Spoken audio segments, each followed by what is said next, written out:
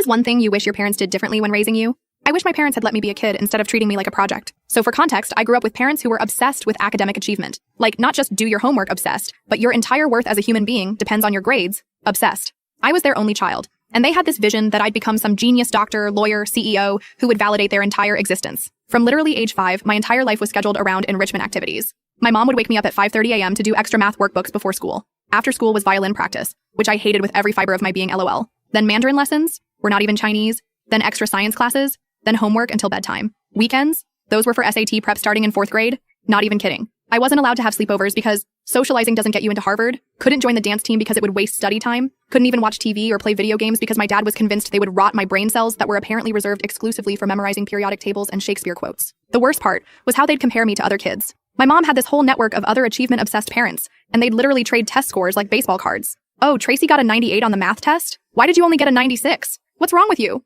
They'd make me redo assignments if I got anything less than an A, even if the teacher had already accepted it. By high school, I was having panic attacks before every test. I'd stay up until 3 a.m. studying, then get yelled at for being tired the next day. My dad would literally stand over my shoulder while I did homework and point out every mistake in real time. If I cried from the pressure, my mom would say I was being dramatic, and that life is harder than algebra. The breaking point came during finals week my junior year. I had been awake for almost 72 hours straight on a cocktail of energy drinks and pure anxiety. I was sitting in my AP physics exam when everything just went dark. Literally collapsed at my desk. Woke up in the hospital with an IV in my arm, and my parents arguing with the doctor about whether I could still finish my exam that day. That was when Dean, my guidance counselor, who I barely knew, stepped in. He had apparently been watching my decline for months, and finally told my parents that if they didn't ease up, he'd report them for emotional abuse.